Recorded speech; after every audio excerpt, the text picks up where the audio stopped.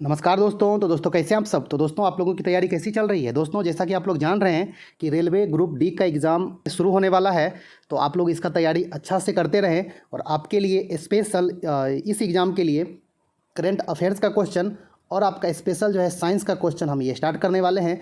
तो आज जो हम लोग बात करेंगे करंट अफेयर्स के क्वेश्चन के ऊपर, और ये आपका डेली, आपका जब तक इसका एग्ज़ाम होगा तब तक डेली आपका ये करंट अफेयर्स 30 से 40 क्वेश्चन आते रहेगा। इसमें आपका 2022 और 2021 का टोटल रहेगा, जितना भी अच्छा अच्छा करंट अफेयर्स होगा, स्पेशल किसी टॉपिक का भी होगा, सभी इसमें आपका क्वेश्चन रहेगा जो कि आपको एग्ज़ाम में 100% हेल्प करेगा। तो आप लोग अच्छा से चैनल के साथ बने रहें। और आप लोग यदि मेरे चैनल पे नए हैं तो चैनल को जरूर सब्सक्राइब कर लें, और आपको इस एग्ज़ाम में ग्रुप डी के एग्ज़ाम में बहुत ज़्यादा हेल्प होगा। ओके, तो दोस्तों चलिए वीडियो को शुरू करते हैं। पहला क्वेश्चन क्या है, और इसका जो है सभी क्वेश्चन दोस्तों बहुत ही अच्छा है। ओके हाँ, तो आप लोग अच्छा से देखें। चलिए तो दोस्तों पहला क्वेश्चन क्या कह रहा है कि सोलर एविएशन फ्यूल का इस्तेमाल करने वाली दुनिया की पहली एयरलाइन कौन बनी है। तो दोस्तों इसका जो सही आंसर होगा, स्विस ये एयरलाइंस जो है वो दुनिया की पहली एयरलाइंस बन गई है जो सोलर एविएशन फ्यूल का इस्तेमाल की है। ओके, तो आप लोग अच्छा से ध्यान में रखिएगा। और ये आपका जो है करंट अफेयर्स का बहुत ही अच्छा क्वेश्चन है। अब चलिए देख लेते हैं क्वेश्चन नंबर 2। क्वेश्चन नंबर 2 क्या कह रहा है कि मोबाइल वर्ल्ड कांग्रेस 2022 का आयोजन कहाँ हुआ। तो आपका जैसे ये आपका जो है मोबाइल वर्ल्ड कांग्रेस का क्वेश्चन बहुत ही आता है। आपका पहले भी बहुत ही आता था कि जैसे कि 2018 कहाँ हुआ, ये 19 कहाँ हुआ, 20 कहाँ हुआ। तो मतलब ऐसे करके हर साल आपका जैसे एग्ज़ाम में आते रहता है।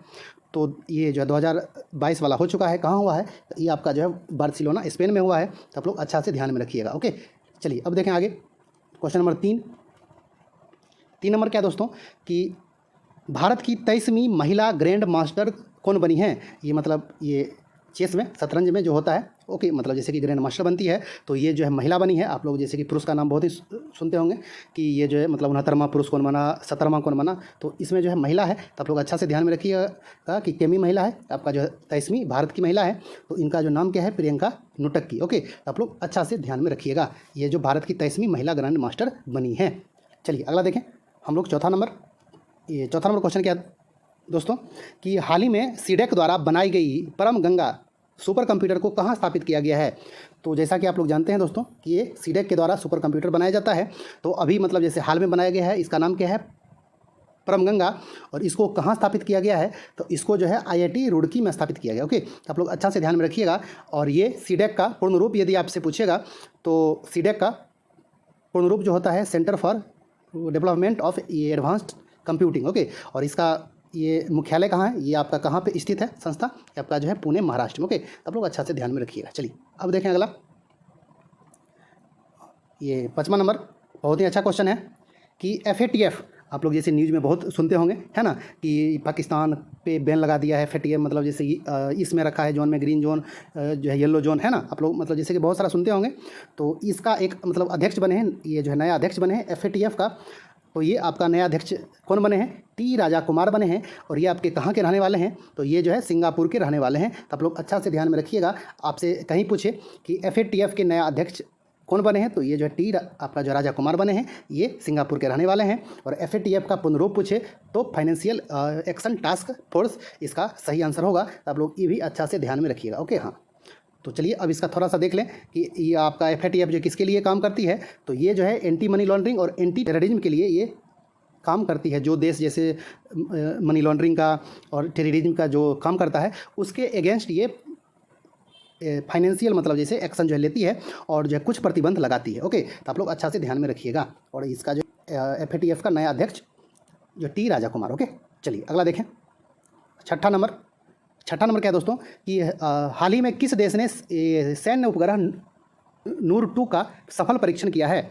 तो ये जो है दोस्तों कौन सा देश है, ये आपका ईरान है, जो कि नूर 2 का ये सफल परीक्षण किया है।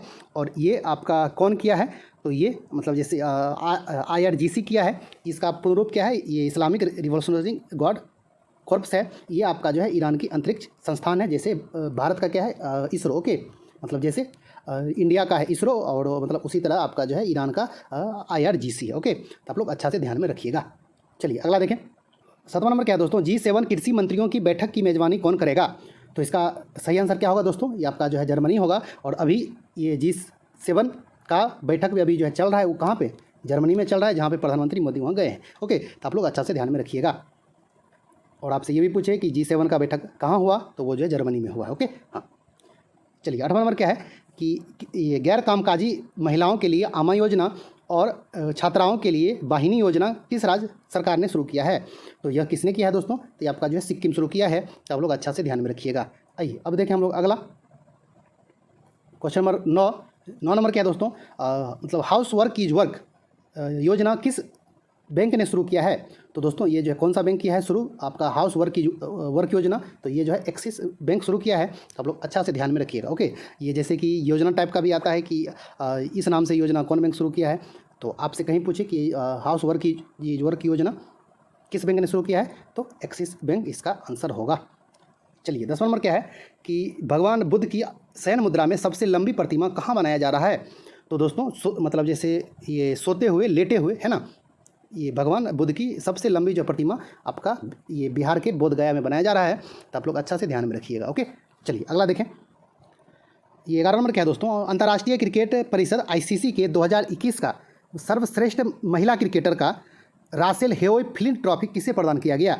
तो ये जो है दोस्तों किसको दिया गया? तो ये अपनी भारत की स्मृति मंधाना को दिया गया है।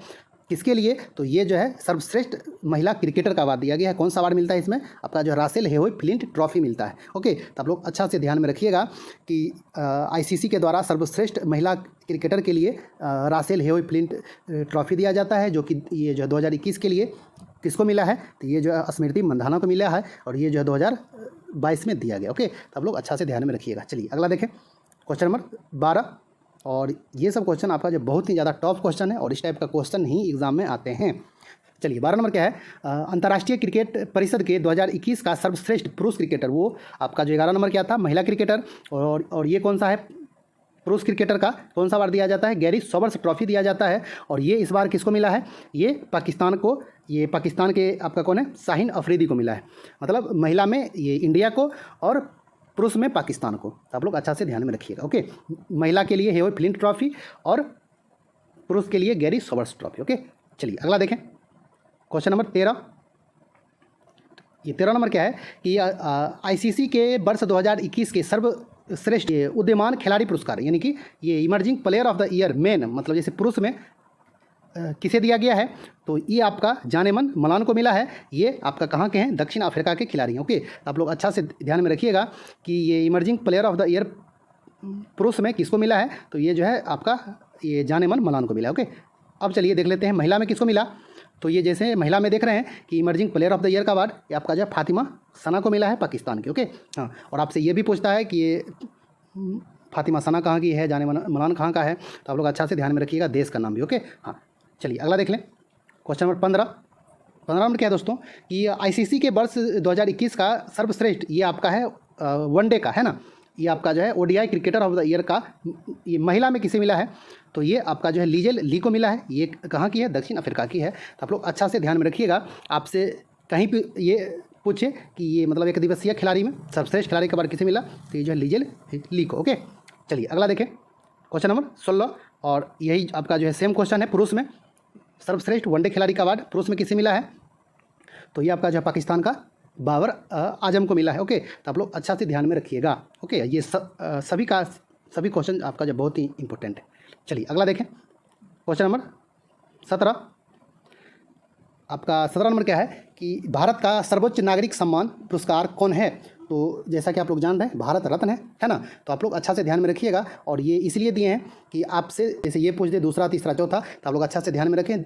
दूसरा सर्वोच्च नागरिक सम्मान पद्म विभूषण है, तीसरा ये सर्वोच्च नागरिक सम्मान पद्म भूषण है, और ये चौथा सर्वोच्च नागरिक सम्मान पद्मश्री है। तो आप लोग अच्छा से ध्यान में रखिएगा। और प्रथम पूछे तो भारत रत्न है। ओके, हाँ, तो अच्छा से ध्यान में रखिएगा ये। और ये मतलब जैसे इसलिए दिए हैं कि पद्म विभूषण और ये भूषण और ये श्री जो है इस बार सबको दिया गया है, तो आपको वो भी जो है ध्यान में रखना है। ओके, हाँ, तो 18 नंबर क्या है कि ये 2022 में कितने व्यक्ति को पद्म विभूषण से सम्मानित किया गया है? तो ये आपका जो है 4 आदमी को दिया गया है। तो आप लोग अच्छा से चारों का चारों नाम आपको अच्छा से ध्यान में रखना पड़ेगा। तो आइए हम लोग देख लेते हैं कि ये जो है चारों नाम कौन सा है।